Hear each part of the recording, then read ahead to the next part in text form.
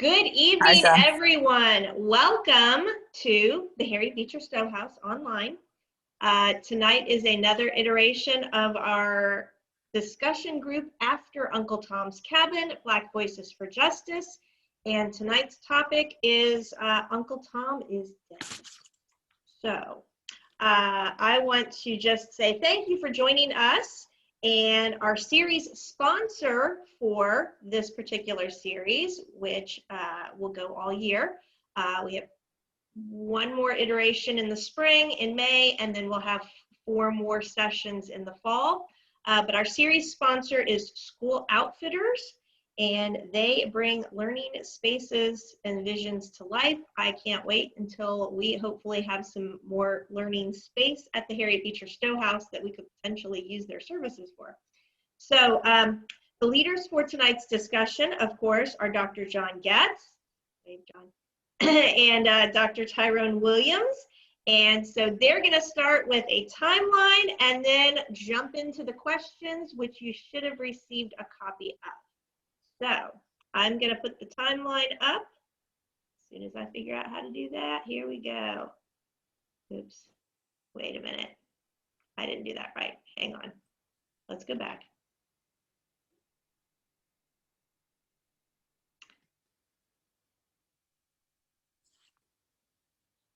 Now we've got it. All right. So, John, take it away.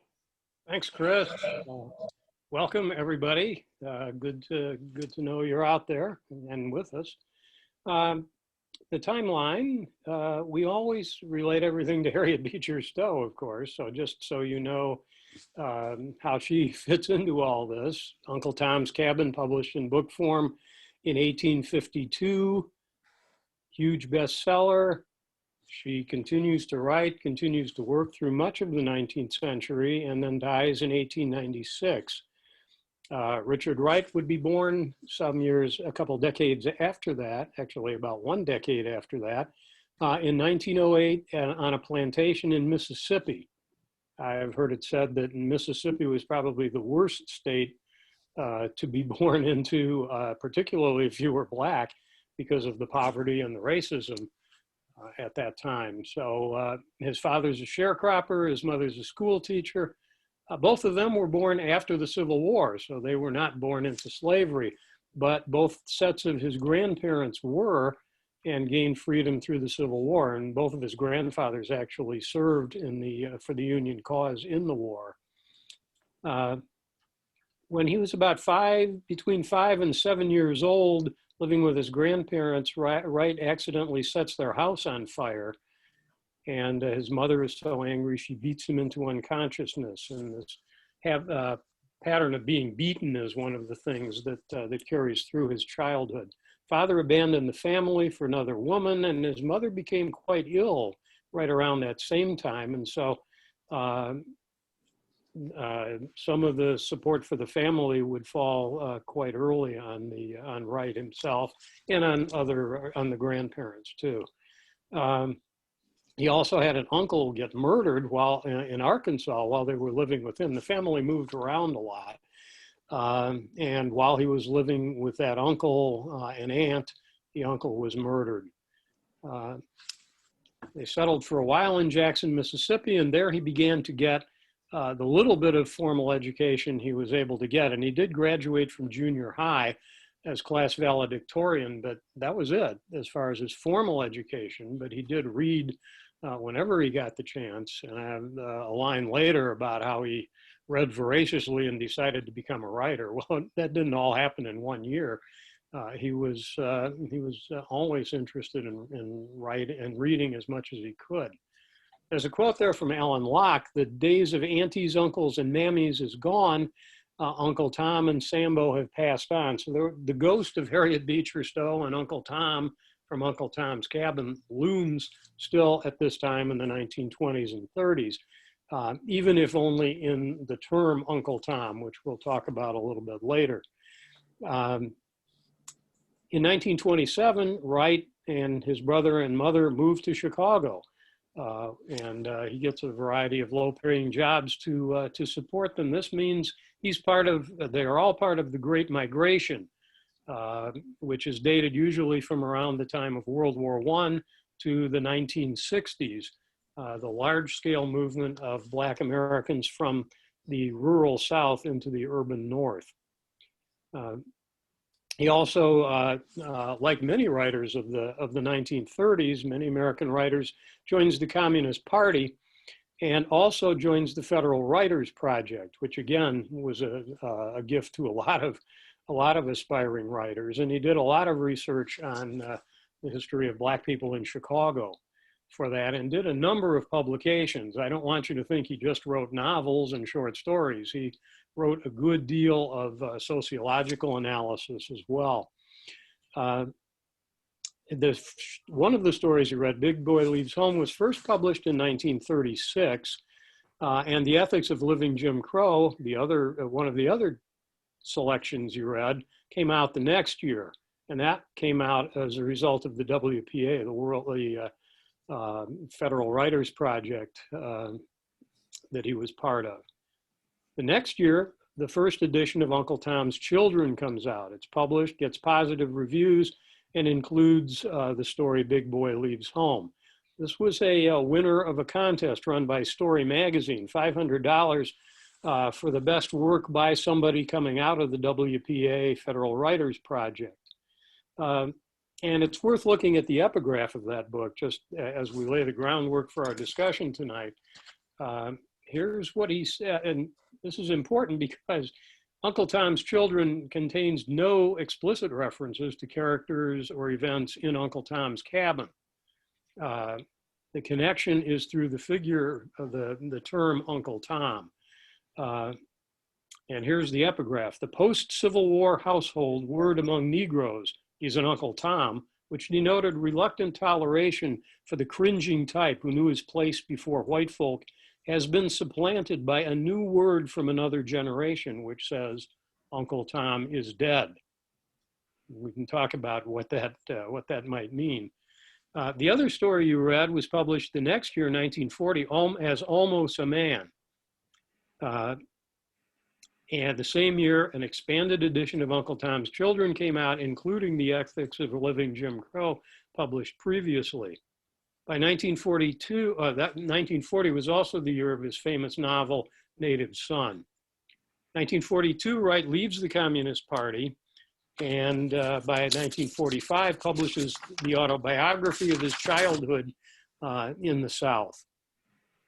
By the still in the mid-40s, he travels to France and will then settle there permanently. So he's an expatriate for the last 15 years or so of his life. And he died in 1960 of a heart attack in Paris. He was only 52 at the time, so who knows what he would have done had he lived longer. The year he was working on this collection of stories, 8 Men, that contains a slightly revised version of Almost a Man. It's now called The Man Who Is Almost a Man, and that's probably the version that you read. And that came out a year after he died, but he was clearly working on it and had it about ready to go at that time.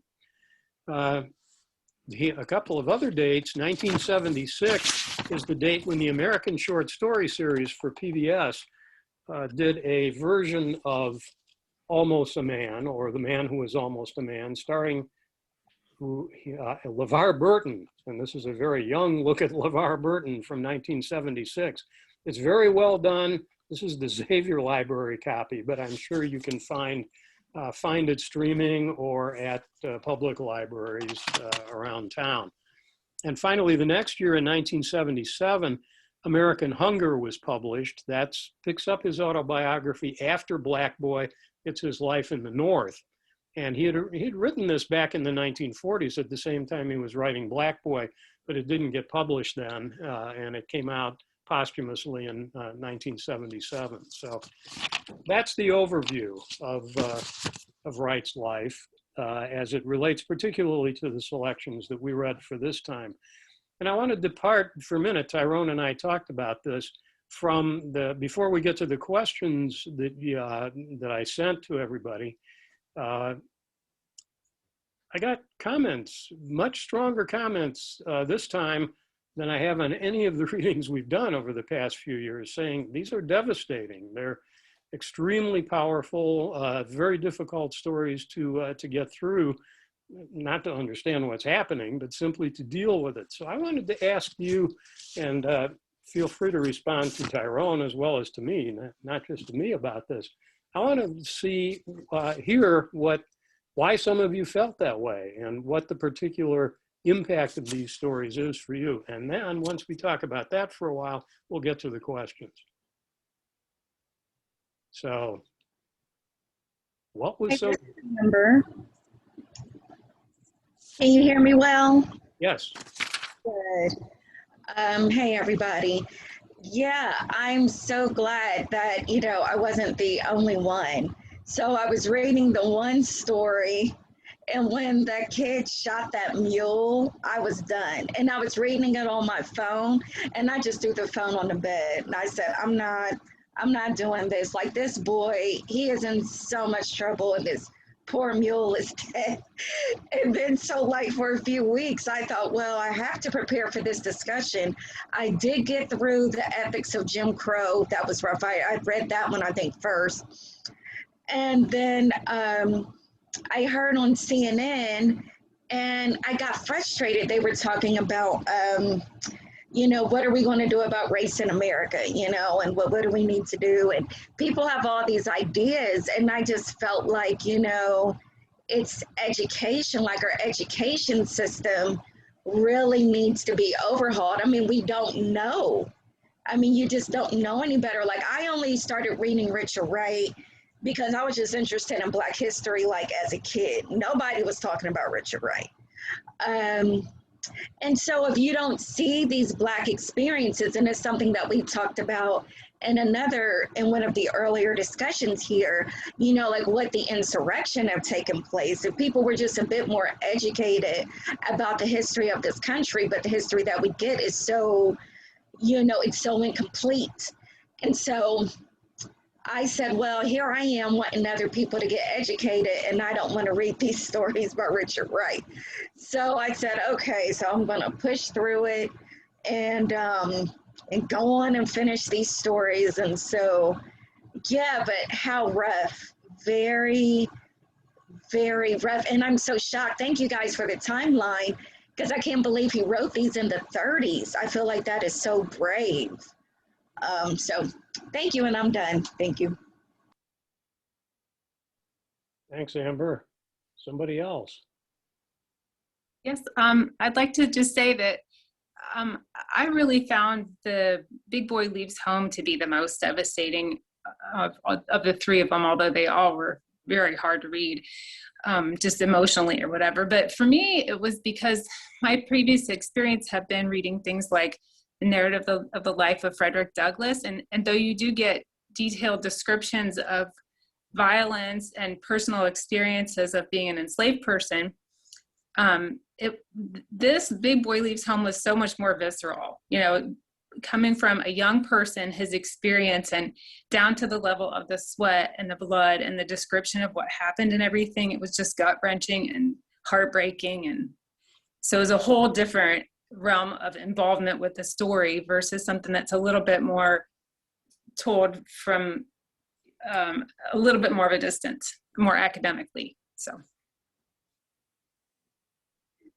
Amber, didn't even get as far as you did with the first one. When the boy took the gun that morning and headed out to the field, I put the whole pile of stuff down, and I said to John, who is my husband, I'm not doing this. I said, I can't do this. I said, I've had enough of it. I said, we've got Derek Chauvin, we've got this. I said, I can't deal with it. And I just walked away for a day or two. And then I felt very compelled to, of course, go back, do what I needed to do. And as I was doing this, I kept thinking, first of all, I was an English major, all right? And I never heard of Richard Wright. I never heard of Richard Wright in my entire, educational training. And I would constantly say to John, as we're discussing this, John, is this guy's name Richard or Robert, or is it James? Which one is it? Because James is, of course, a poet. And then I had such a lack of definition of this author that I couldn't even nail him in my head, even though I've got this orientation toward literature. And all of a sudden I thought, Amber, as you said, what is wrong with our educational system? This man is so,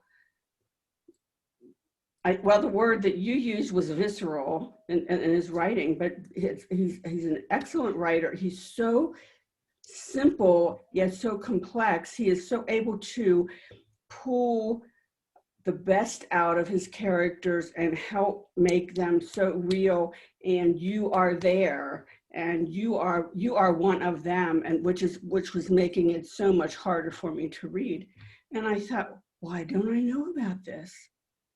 And so, Amber, and another, coming at it from a little bit of a different angle, I was so feeling exactly what you're saying about what is wrong with our educational system that I don't even know about this. I mean, I couldn't talk about this to my grandchildren because I never knew about him until now.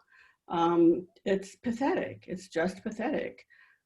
But I appreciated his work, and I would like to read Native Son.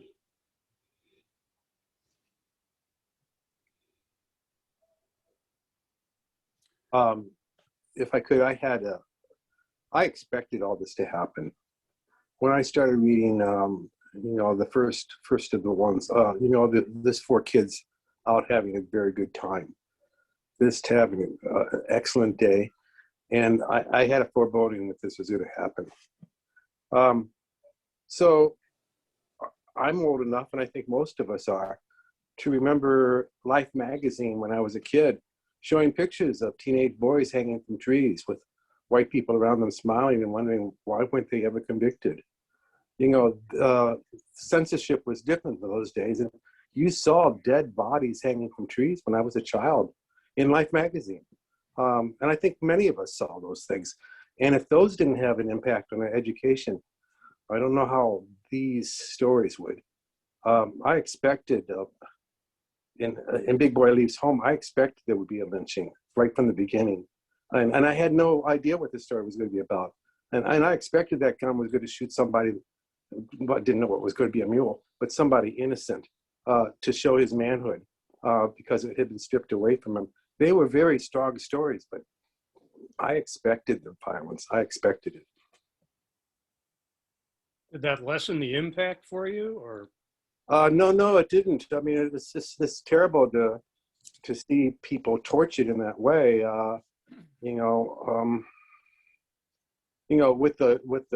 With the lynching in Big Boy Leaves Home, and with the young 16-year-old kid having to leave home because he's so stupid with wanting to prove his manhood with the gun, because that's the only way he can prove his manhood. He's trapped. But it didn't lessen the impact. I think I told you that this morning, John, when I saw you. But nonetheless, I expected the violence, and I think it's great that we don't see those images anymore. But those images were there when I was a kid in Life magazine. I mean, right there, you saw dead people hanging from trees. Yeah. Tim. Well, one thing I just wanted to throw in here, that as a corrective in our education system, fortunately, some school systems like Cincinnati Public have required Native Son for the last 30 years. So it is in the curriculum. Every 10th grade or 11th grade English student in Cincinnati Public will be introduced to that book.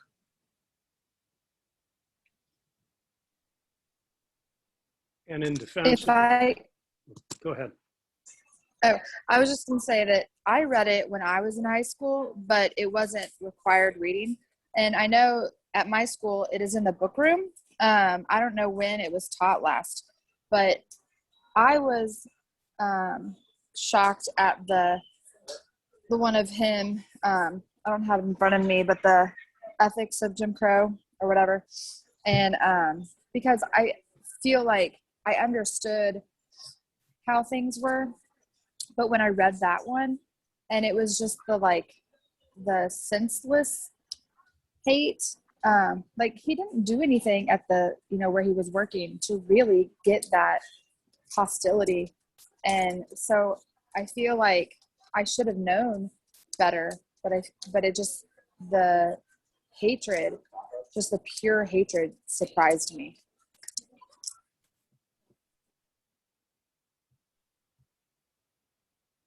Anybody else on your reactions before we move on to talk about the questions?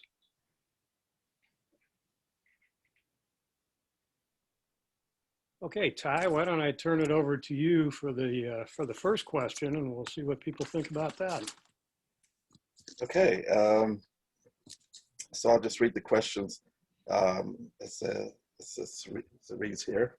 So Big Boy leaves home, and Dave and the man who was almost a man are black teenage boys who, at the end of their stories, flee their rural southern homes for new lives in the North. Are you sympathetic with these almost men?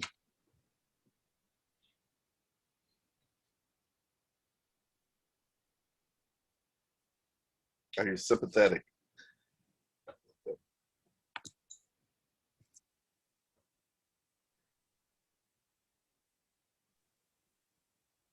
Go ahead, Marilyn, just unmute yourself. There we go.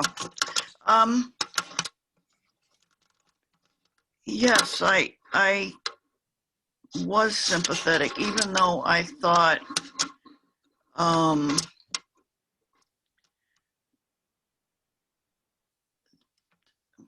shit, I can't think of his name. One in, yeah, Dave. I thought he kind of, in a way, was digging his own hole, but then the environment he lived in was not one that would cut him any slack at all. And he was not allowed to make mistakes because that kind of thing happened back then. It still happens, unfortunately. And Big Boy, I thought, well, I mean, they went swimming instead of going to school, so that was an error. But, to just go up to people and not harming them and saying, I just want my clothes. And then this whole nightmare explodes in front of them. I couldn't help but being sympathetic. I mean, all of these stories just about brought me to tears at one point or another, and I thought they were great though. I mean, they really put it out there so that you really knew and felt like what was going on instead of somebody reciting it as a part of history. It's you felt like this was living it, and yeah. What else? Okay, Amber? Yeah, thanks. And what I find interesting too is that, so I guess Dave was the bad boy, right? The one who took the gun and all that. And so, it's, so I was irritated with that boy, like early on in the story, right? But I like how Richard Wright, so Big Boy was kind of bad too. But I like how he just shows like these are just regular kids. They're not, always so innocent, right? Like none of us were totally innocent. We lied and did all kind of stuff, right? And so I like that that he showed, I just felt it made it more real to show like these boys, like, and they're just like any other boy of any other ethnic group, how they're behaved, just, when it comes down to it. They're teenage boys, trying to figure it out. And so I like that he it just shows how real Richard Wright wanted to make it. He could have made these boys seem like they're the smartest in their class and they make the best, you know, or whatever. But no, he showed just regular, real boys, you know, cutting school like kids do, or, you know, now that kid wanted a gun, and a lot of kids these days want a gun too. But back then, you know, guns were more popular or whatever, and more accepted, I would think, especially in the South. But yeah, so, you know, it's like you can't help by the end of the story, you know, what these boys have to go through. You know, you can't help but to be sympathetic for them, you know, despite, you know, little quirks we see in their behavior or whatever. And I'm done. Okay. Thank you. I think Victoria has her hand up. Thank you. Sorry, I can't turn my camera on. I'm having some technical issues. I first want to say, I'm honestly, I feel like I have to confess, I'm here because I'm taking a class for my master's in clinical mental health. And so I needed to, this semester, I'm looking for things to kind of push me outside of my cultural norms, right? And even though I'm from the area and I thought I was decently versed, evidently I'm not as. But when you asked if I was sympathetic, I couldn't help it, but my first reaction was, I wasn't sympathetic, it was empathetic. You know, like sympathy is feeling out, it's like feeling pity for someone. And I feel like that even perpetuates the same circumstances that led to everything that the boys went through, you know, and they're kids, and it's, yeah, and unfortunately, tragically, they couldn't just be kids. They were considered other. And so for me, the thing really was more empathy feeling with than, like, I felt empathy more than sympathy. So yeah, trying to really like step into their shoes, not to feel it for them, but like just to be side by side. So that was my thought. That's it. Okay, thank you. Anyone else feel empathy? I'm not sure what I would describe my emotion being at the end of the Dave story, the man who is almost a man. But when I finished, I was like, wait, what happens now? He's got no money, no clothes, no family members. He's just jumped a train to go north, and now what's going to happen to him? I mean, if he had stayed and faced the consequences, it would have been bad. Definitely, it would have been. He probably would be thrown in jail for the rest of his life. But well, I don't know. Maybe that's exaggerating a little bit, but overall, you know, what's going to happen to him now, and how is that really going to be any better? So that was one of my main concerns at the end of the story. And, you know, I have teenage boys, so I was like, well, what would they, you know, what would happen if they just ran away from home one day, kind of thing.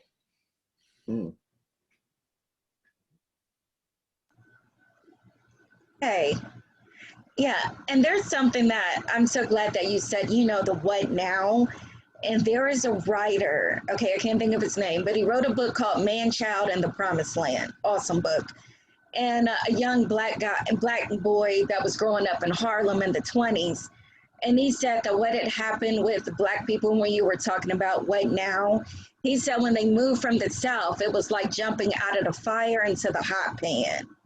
So his family was of the migration, and then moving to Harlem and living in such poverty.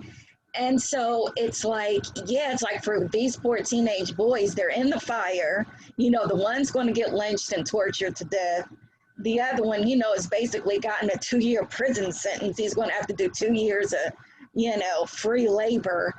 So it's like you're in the fire, and, you know, just what is going to happen with these boys? You know, there's no support. What in the world? But, you know, like jumping out of the fire into the hot pan is how this one guy described it. I'm done. Yeah, I mean, there are a number of stories like that that address that issue, that the North turns out not to be any better, and in fact, in some ways, worse than the South. I'm just thinking, you know, just free thinking here about a novel, a novella actually by the poet Paul Laurence Dunbar called "Sport of the Gods," which deals with a family that are forced to leave the South because the husband is accused of stealing, which you find out, he didn't, but he's accused of stealing, so they move to New York. And when they get to New York, it all goes bad. So yeah, there's, you know, and Man-Child in the Promised Land is another one like that too. Absolutely. So should we go to the second question, John, or what do you think? Okay. Okay, we can do I that. have a question before we move on, Tyrone and John. When you teach these in your classes, how do the students respond and handle this material? You should take that one because you've Yeah. taught it fairly recently.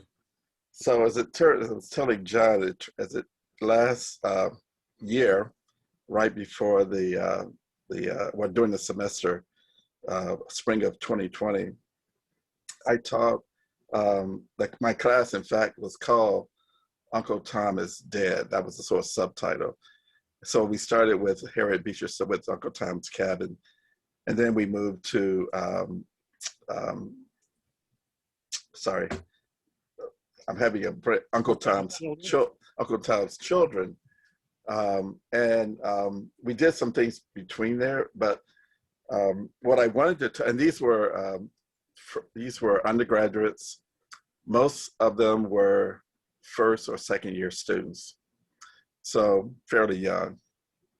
So they didn't, I think Uncle Tom's Cabin was so remote for them that they could safely put it in the past.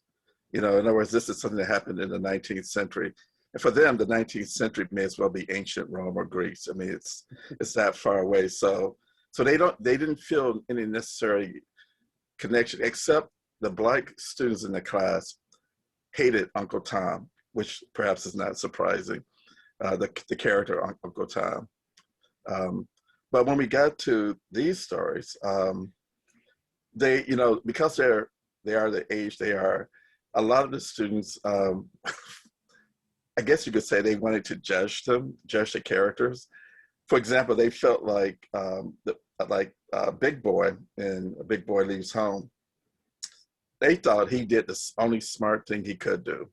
They thought that they understood that perfectly. They actually, Black students and white students in class all were sympathetic with Big Boy in that particular, because they understood wanting to get away from a bad situation.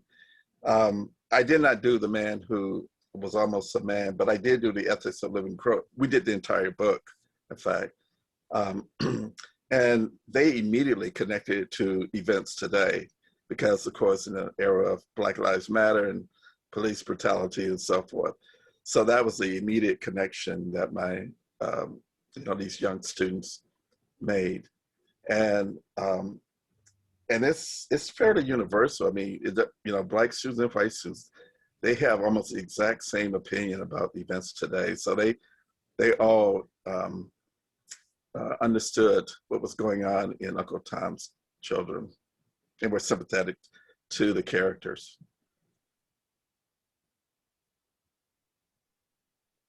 And Dan, I used to teach Almost a Man, and particularly using the video as a opening day sort of thing to do in my literature and moral imagination classes. And in there, we would have some very interesting discussions about what Dave should do. Does he have a responsibility to stay with the family and try to work off the debt? Is he leaving the family in the lurch? Because they're going to have to pay for the dead mule. if he doesn't, and what lies ahead for him. So a lot of it comes down to your definition of manhood, I think, for him, because he's so determined. He believes the gun will bring him manhood, and our psychology student who talked to Victoria before might want to comment on that, but he's so convinced that that brings him manhood. You wonder how how well that's going to serve him when he goes to the North. Plus, he's out of ammunition. He's fired all the bullets in the chamber, and I think that's maybe a part of the story too. So, so it comes down to, it's kind of a test of values. Do you think he really needs to stay in what somebody called almost kind of a prison sentence, working for 2 years to pay off the dead mule? Is that his responsibility? Or is the situation so intolerable that he should get out of there? And we had a lot of discussions about that, and people lined up on both sides of that question. And it's not accidental that the most oppressive forces, the immediate oppressive forces that Dave feels, are the Black characters in the story. His family, for one, but also the workers, the other Black workers that he works with in the field. I mean, remember, that's the reason he wants the gun anyway, to show them that he's not just a little boy the way they've been treating him. And if you look at it from that point of view, Hawkins and what was the guy that sold him the gun? Joe, Mr. Joe. Mr. Joe are actually the most sympathetic characters from his point of view. So, Wright is definitely playing, and this is a theme, of course, in his other works too, that from his point of view, Black culture, and he said this explicitly actually, Black culture was just as oppressive, the way it was constructed in the South, as white culture. And you can see, given the beatings he received as a kid, why he might feel that way. Right. I think Evan had a comment. Yeah, to Almost a Man. I was very surprised, the showdown part, when Dave's mother forced him to tell the truth in a mixed crowd of whites and blacks, because I was just sure a confession would have much more dire consequences than paying off a dead mule, especially after reading Big Boy. So I was just like, really scared. And then it was almost sort of a happy ending, not really, but, likewise, Jim Hawkins surprised me. He didn't seek punishment beyond payment to, he wasn't going to teach him a lesson, It wasn't, there was no sadism there. So, and then Dr. Williams, like you were saying, like Dave's father becomes like the enforcer. It's like the enforcer of, it's not just property damage, but also to reinforce the paradigm of Jim Crow and staying in the place, and you don't mess with white people's stuff. And so there were several kind of surprises or reverses as I was reading that. So that's it. Well, we've already kind of moved on to the second question, which is good. And I think Hawkins, since you're bringing this up, is to me a really intriguing figure in here, because the typical reaction to him is yeah, he's fair enough, and in the movie he even says that $50, that's fair enough and a mule is a valuable property on a farm, particularly in those days. Although he sets the price, and so it's his call what the mule is really worth. But I think you can look at the character in another way too, and say, what if this was a white kid who accidentally shot his mule? What if this is the son of one of his hunting buddies or whatever? What do you think he would say to that kid? Would it be the same response?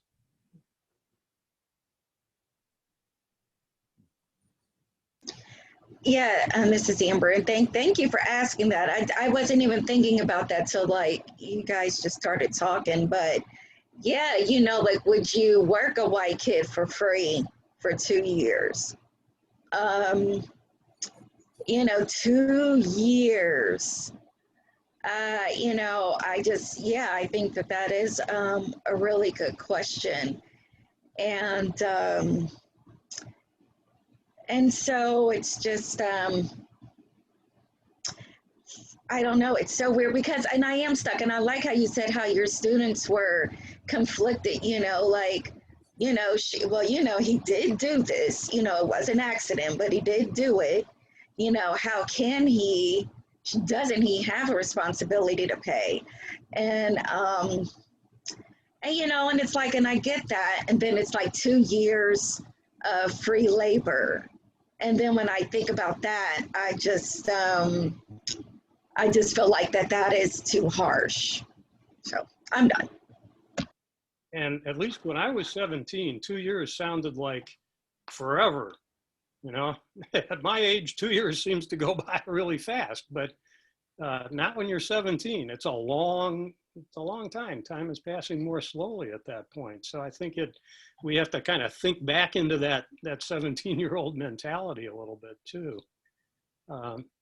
Anybody else on Hawkins? I really appreciate Amber's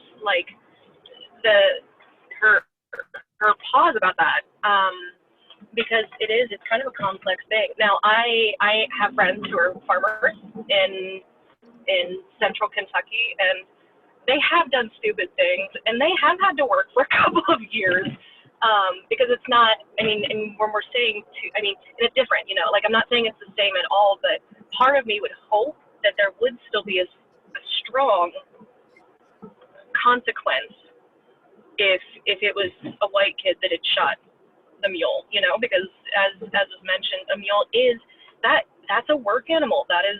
It's like having your tractor break down, you know. I can't help it. I've got tractors on the brain because my friend has been dealing with a half-dead tractor, like broken tractor all summer, and it put him behind. There's like a financial impact, but I don't know. Part of me really with that question, maybe it's my naivete, but I really did hope, just from the inklings of kind of a decent moral, like trying to be a good, upstanding person, that Hawkins would, you know, in a sense, be fair. But yeah, 2 years to a 17-year-old is an immense amount of time, even if it is just the spring and the fall, or the spring and the summer, or whatever it is. I don't know.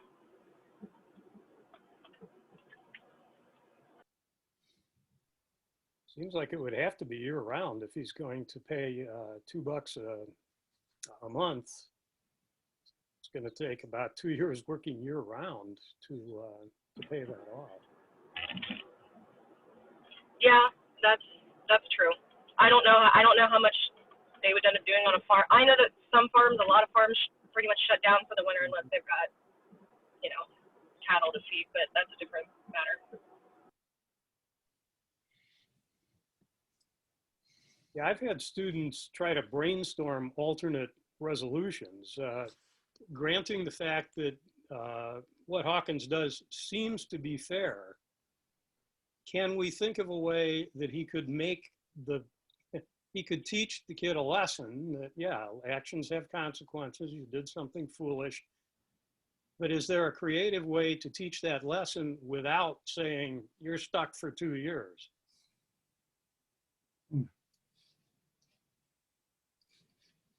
Anybody think of a better conflict resolution? Find another mule. Yeah, okay. Yeah, and something that I'm thinking about, it's like, this boy, he has such poor judgment, like fire him, but it seems like Mr. Hawkins is so shrewd. It's like, oh, I can get 2 years of free labor, instead, but it's like, would you really want this kid still working for you? That'll teach him a lesson, that's going to hit his pockets. Get rid of him. He is not responsible, So I'm done. I would like to, I just looked up because I think it's relevant. I just looked up what the average farm laborer earned in 1938. And basically it computes out to be $500 a year. So the value seems to be a little out of proportion here. So you think it sounds too high a price for him to pay? Well, if he's looking at 2 years of labor for $50 a mule, he's paying at 10 times the rate or 20 times the rate of the average farm laborer. So he would know that. He would know that that was excessive. Thank you for looking that up. I appreciate that.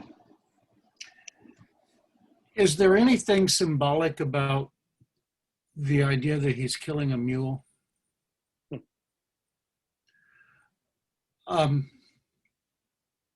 The term mulatto comes from referring to people who have African and European blood in them as mixed breeds, like you're breeding a donkey with a horse. And so anybody who was a mulatto was of mixed breed and still less than human. And I'm wondering if he's using the mule as a metaphor here somehow in all of this, because people were considered mules and mulattoes were less desirable in some respects than others because they were mixed breeds. But there were quite a lot of mulattoes because of what we know to be the sexual enslavement of so many people. And I'm just wondering if he's trying to weave that notion of the mule in there to bring back that feeling about people being mules. Well, Dave, But it's true that. Go ahead, John. No, go ahead, Ty. Oh, okay. No, I was just going to say, I'm not sure about the metaphor aspect, but Dave does refer to himself when he's angry about what, after everything has happened. He does think about the fact that he's been working like a mule. He says that in the story. So he does think of himself as doing the same kind of labor as Jenny, the mule. So he does draw that link between the mule and himself. And some people have said that because of that link, by killing Jenny, not deliberately, but somehow by killing her, he's killing that mule part of himself and wanting to be more assertive, wanting not to be just a mule. Also, you can see what you think about this, everybody, that one critic argued that Jenny is a nickname for Jennifer, which if you go back far enough in the etymology, it means white, or white is part of that. Jennifer, Guinevere, and then an earlier form of the name, and then white was a part of Guinevere, and that on some level, whether he means to or not, whether he's conscious of it, he's striking back at whiteness and the whiteness that turns him into a mule. So that's before Tim. Wow. And just before he fires the gun the second time, he looks back, remember, at Hawkins' house and thinks about shooting at the house too. So there's clearly some anger there. Yes, anger problems indeed. Well, Oh, go ahead. Somebody wanted to talk. As Barb, I was just thinking about the kind of the parallels about killing animals in two of the stories, right? So when Big Boy has to kill the snake and the dog, and then Dave accidentally kills Jenny, and how they both feel like anguish about it, and it's a difficult thing for them that they both feel awful about, but yet the white people in killing Bobo have no remorse whatsoever. And then Hawkins and the parents and all the adults there, I guess, laugh about the mule being killed and think that it's a funny situation. So I thought that was a good use in both of them to show the perspective of the younger Black child, you know, and the society around them, like being really flippant about, you know, treating Black people like they're animals and not caring about killing them. That's it. And among the people laughing at the end, as he's telling the story about what actually happened, are the Black field hands who have been making fun of him apparently from before the story even started. So he knows, you know, that if he stays there, he's always going to be a boy, you know, an irresponsible, error-prone boy who can never be a man, you know. So yeah, he gives up everything, and I guess in his mind, just to go back to the issue of what's next, it's almost as though it can't be worse. Whatever's next in his mind can't be worse than what he's feeling at that moment. Because it's one thing to admit to a mistake. It's another thing to have people laughing around you at your mistake and how silly and you are and so forth. The humiliation. Hey, yeah. And like I said, I'm really grateful that that John and Jackie S looked up, you know, a farmer's salary, right? So it's like, you know, so here's this white guy. He, you know, it's like he became, you know, the judge immediately because he's white. And he says, oh, okay, yeah, 2 years. Who's going to challenge him? You know, is the Black family going to say, well, really, you know, he's been underpaying his field hands for decades, however long he's had the plantation, or his family before him. So these people, you know, they've been getting $2 a month when what the average salary was $500 a year or something, right? So he's been getting a lot, like, you know, just like with slavery period, he's been getting a lot, even more than what he deserves from his farm. And so, yeah, but with him being white, yeah, I can make your son work 2 years, you know, just because he's white, you know, and this family just has to accept that. And they're getting underpaid and barely living anyway. So that is just something that has come to me, like, as we've been talking. And just something else about, God, it was something else about what someone said about as far as like him killing the mule. God, that has, dang, it's lost me. It'll come back, but I'm done. Thank you. I think that we need to realize that his readers would have known, as soon as you mentioned that figure, the basic unfairness of it too at that time, which is part of what the signal was, I'm sure.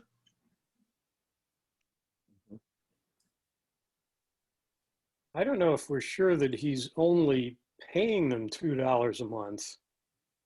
It's just, he says, you owe me $2 a month to pay for the mule for the next 2 years. So,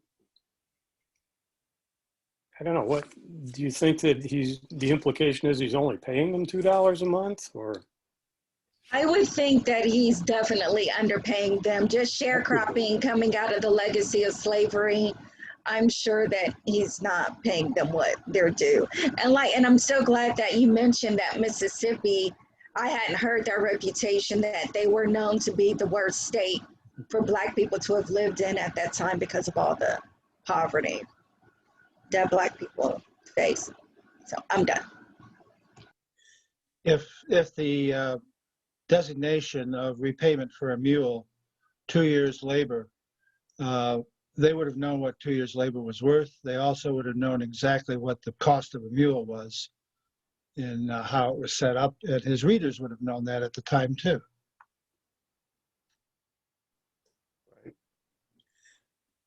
I think you could say this, whether it's, even if it's fair, even if somebody grants that, I used to use this as an opportunity to talk about different kinds of justice. Procedural justice means you just follow the rules that are there. And he's calling the shots, Hawkins is, so he can make the rules, I guess, if he can get away with it. Even if he's being fair, though, there are other kinds of justice. There's distributive justice, which looks at the distribution of rewards and opportunities in a society. And clearly, you don't have distributive justice in Dave's world. And then there's substantive justice, which is the basic principles of justice on which a society is founded. And clearly, in the Jim Crow South, there's no substantive justice either. So even if one grants that technically Hawkins may be fair, he's certainly not, the worst person in the world, but even if he is being fair, you could say it's not enough because he's not taking the broader view. And if I come back to my question before about what if this was a white kid, yeah, maybe he'd make him pay some of it, but there'd also be this sense of relationship, I think. Oh, he could say, you want to learn how to shoot? Well, come hunting with me sometime and I'll teach you how to shoot. He doesn't offer that to Dave. It's just a business transaction. There's no sense of family, community, whatever, that comes to support Dave in this story. At least Big Boy in that story has the Black community supporting him. The elder in the church, other people in the church rally around to save his life. That's a different situation from what you have here, where the community isn't very supportive at all, either, whether they're white or Black in this story for Dave. So it puts him in a challenging position.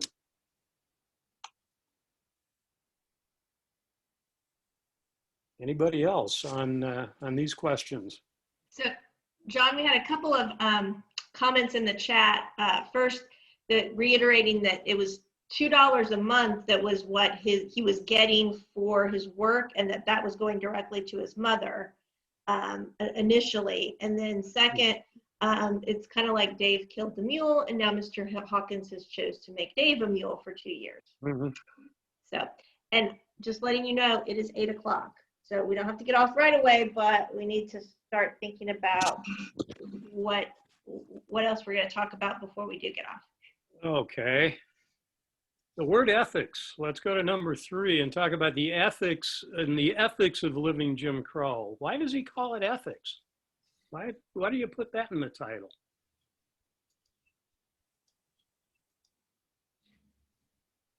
Ethics means the moral choices we make. What's right, what's wrong.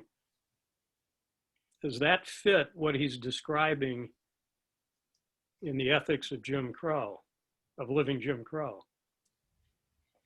This is Barb. Oh, sorry. Barb. No. You're... Okay, thanks. I think it's a really important word to use there. I think it fits really well because everything he talks about in that piece has to do with like different gradations of what do you do in a certain situation? Like, for example, the elevator situation.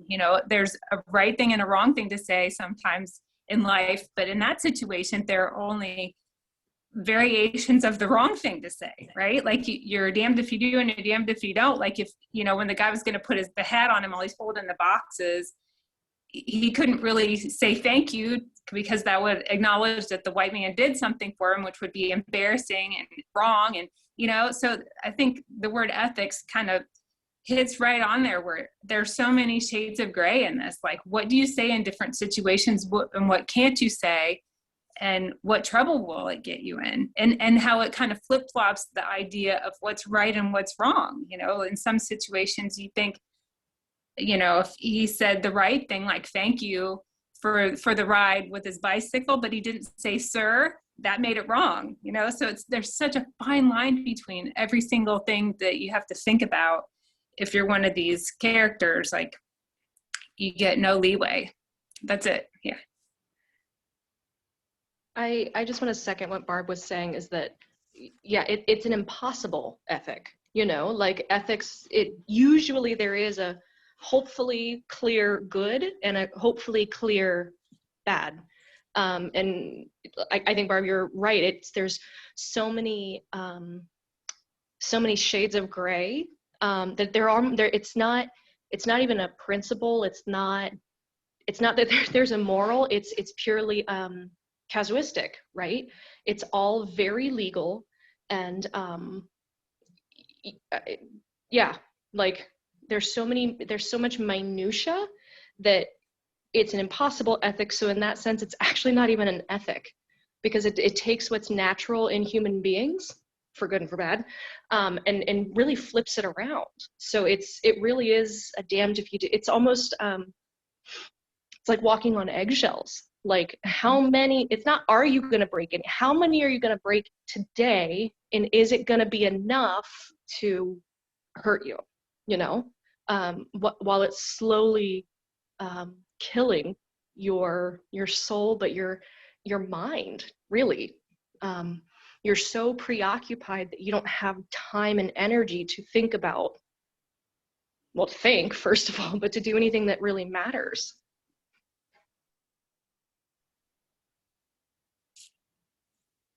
I'd add the use of the word ethics here is partly ironic. I think that word can be thrown out. There's clearly a set of coherent rules. However, we would say they're entirely unethical, but they can sort of be described as an ethic, just an unethical ethic. So a kind of fun, ironic use of the term too, I think, here as well.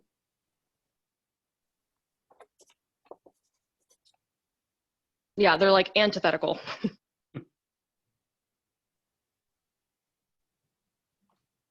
And the roots of it go back to slave times, when, in order to get any kind of justice, an enslaved person might have to steal. Josiah Henson talks about this. He would steal a pig or something from the slaveholder's pig pen and share it with the other enslaved people. And this was Josiah Henson, who was extremely moral and concerned about morality, but what's the right thing to do? As Spike Lee would say, do the right thing. Yeah, but what's the right thing when you're in a totally corrupt system that's telling you, be a good boy, don't be a man, conform, do what the white supremacists want you to do. So yeah, it's I agree. I think it's a very ironic title. And all of that deception that it involves takes us back to the mask image again between Black people and white people. And that's part of what precipitates the terrible resolution in Big Boy Leaves Home, where the birth of the white woman has just a stereotype of what these Black kids are like, and responds out of all proportion to the situation. Looks like Rachel wants to speak.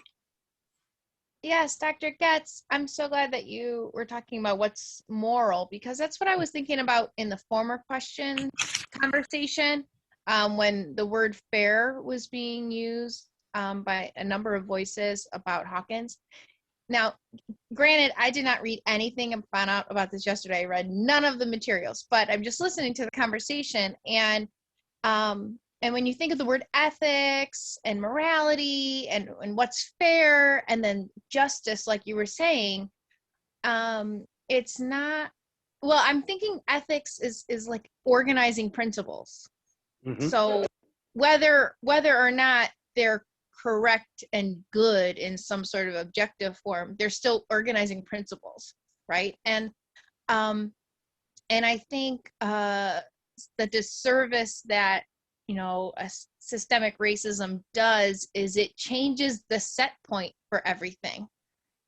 And so we can have a conversation about whether or not a punishment was fair when the whole context is unjust. And so it's not lost on me that in this story, someone said he is becoming the mule, and that they are on a plantation, and before the Civil War, he and the mule are the same. They're taxable property, except that the blood flowing through his veins adds 3/5 of a person to the voting power of Hawkins and his antecedents, his ancestors in Congress and in the Electoral College. But otherwise, him and the mule are the same. They're just taxable property. And that it's a mule of all animals. You're set in a situation in the South where any sort of movement towards any kind of reparations was met with armed, violent white supremacy and death of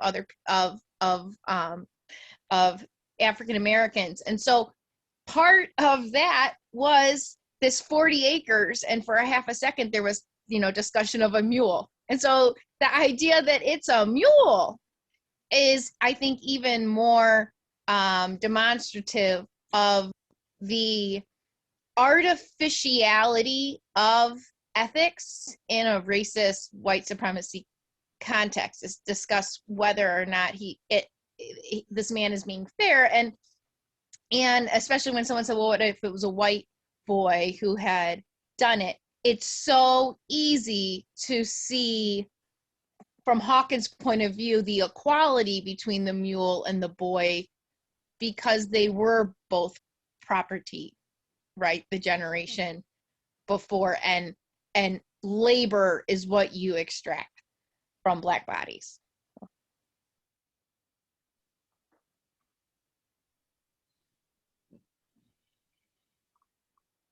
Amber?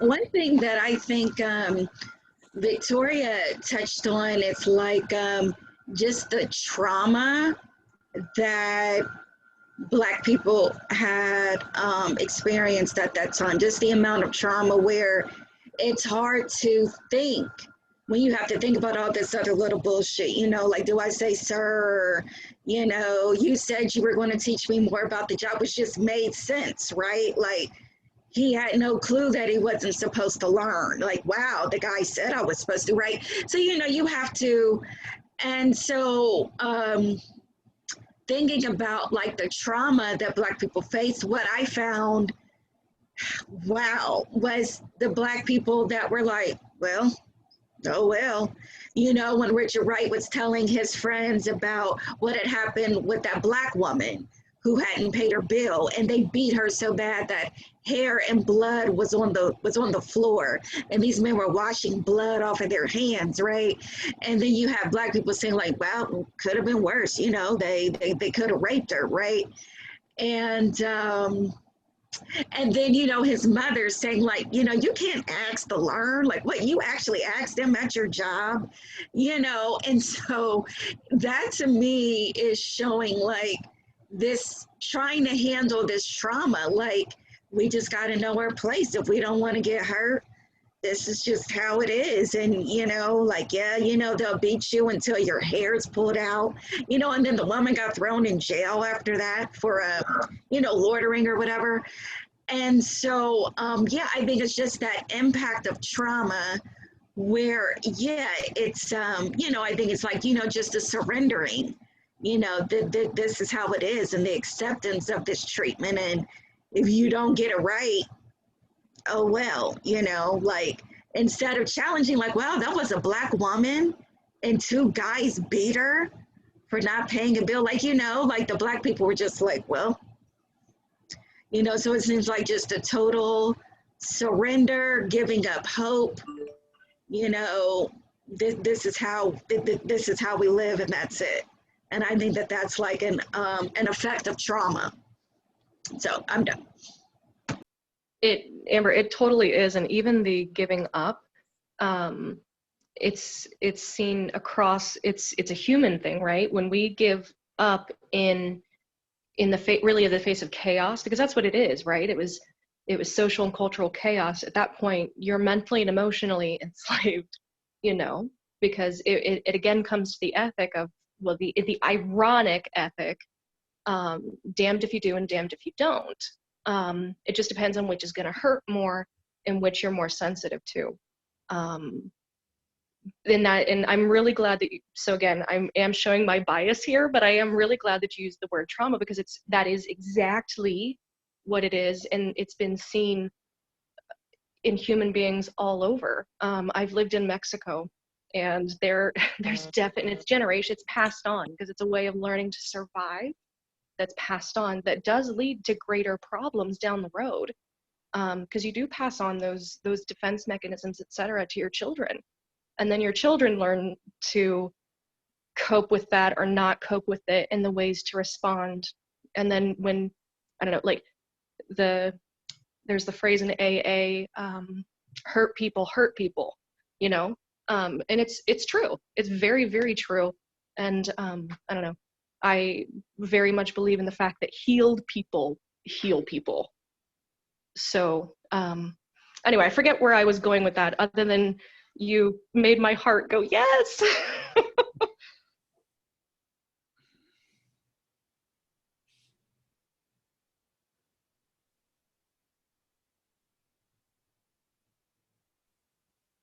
All right, John, do you want to talk about the last question at all, or kind of wrap things up?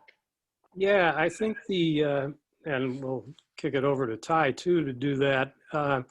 I think a simple way to put the last question is, are these stories relevant to today?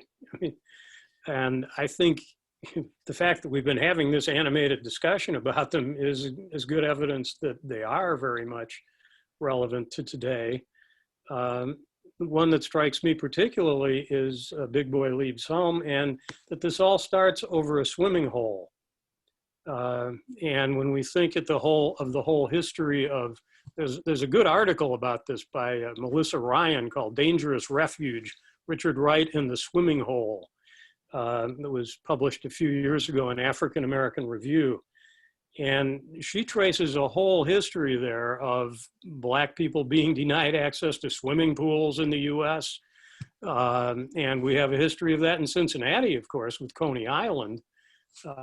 And Marion Spencer, the inspirational Black leader in the city, was the one who spearheaded that move to get Coney Island integrated and won the court case. The NAACP won the court case in 1955 to integrate the amusement park, but not yet the pool. It took 6 more years for the swimming pool to get integrated at Coney Island. That's what a flashpoint those swimming pools are. And opening fire hydrants in desperation for water when Black kids don't have access to swimming pools. That's certainly been an issue for over and over again in American urban history. And so I think that alone shows that these stories are right on the mark for things that people are talking about today. And in fact, there's even a reference in Big Boy Leaves Home to, well, we have to swim in these crummy places or in these swimming holes where the white kids have swimming pools. So, and it, overall, it just reminds me of what a thin margin for error, and this has come up again and again in our discussion tonight, what a thin margin of error there is for a young Black male, particularly. The slightest mistake can result in death. And George Floyd gets killed for trying, apparently, to pass a counterfeit bill. Does the punishment fit the crime here? Not really. People are killed at routine traffic stops. So seems like just that little step across the line gets a response that's out of all proportion. And I think the stories show that, and so does the nightly news. Ty, you want to make a closing comment? Oh, well, the only thing I would say, it's ironic you brought swimming pools, because in my 2 upper level classes in the PPP course I'm teaching this semester, one of the articles we read was about the history of swimming pools in North Carolina and the struggle, not swimming pools, beaches. The fact that when African Americans were not permitted to, go to certain beaches, and the attempts on the North Carolina Teachers Association to try to buy land, beachfront land, in order to have a place where vacationers could go. So we've been talking about that issue most of the semester, and I reminded my class, even though I didn't show the movie this time, I normally show this movie. If you've seen it, from 1959, Imitation of Life, starring Lana Turner, among others. And the opening scene is on a beach. In fact, it's Coney Island in New York and up in Brooklyn. Except in that case, it's integrated. And part of the point of that movie is the fact how unusual it is that the beach scene that opens that movie is partially integrated, because Headed Daniel comes on. And anyway, yeah, so we've been talking about swimming pools and beaches in our classes too, as sites of racial confrontation.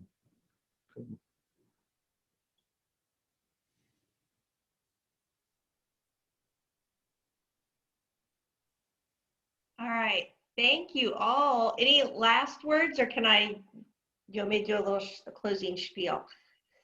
Can I just say something real quick about swimming? Yeah, go ahead, Amber. I swear I'm done. Because there is a book that I want to read, and it's called The Sum of Us. And I've been listening to interviews with the author, in which she mentions is how much white supremacy costs white people. And she talked about swimming pools and how so much money have been spent for these really nice pools, like, for white people. But I think that it was also Black people's taxpayer money that was paying for these pools, but then the pools were segregated, right? Well, then integration comes, and it's like, okay, well, you have to integrate your swimming pool. So then, the city or county would just plug those pools right back up. Like, well, we're just not going to have them. So put all this money into making these awesome pools, and now because Black kids can swim with your kids, you want to plug them up. Mm-hmm. So yeah, swimming pools, yeah, unreal. But I'm done. Thank you. Thank you. All right, so we've had a lively, exciting discussion tonight. I want to thank you all for joining us, and thank you, John and Tyrone, for leading us through these thought-provoking ideas. The only other things I was going to say is make sure you check out our website for additional upcoming events. This Saturday on the 10th, we're doing a volunteer day called Civil War Park Day, where we'll do some cleanup around the site. If you are interested in doing a few service hours. We also have on the 24th of April, we have two events. One is another discussion group on the book called Girl in Black and White. That's at noon. But at 10 o'clock that morning, we are also having an introductory session for tour guide training. So if you would like to be a tour guide at the Harriet Beecher Stowe House, come visit us during the tour guide training, and you can learn about what that all entails, and then set up some one-on-one training time as well. And then next month, we're also doing After Uncle Tom's Cabin, Black Voices for Justice, and I believe the topic is Langston Hughes. So check out all of that on our website. It's on the events page.